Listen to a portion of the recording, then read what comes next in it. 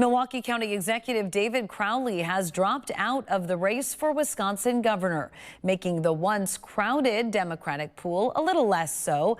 5 Democratic candidates remain in the race, including State Representative Francesca Hong, State Senator Kelda Roys, Lieutenant Governor Sarah Rodriguez, Joel Brennan, and former Lieutenant Governor Mandela Barnes.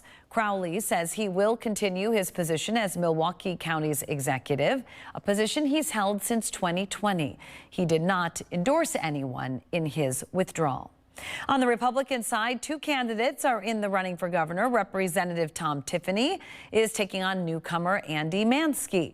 Tiffany is favored to win the race.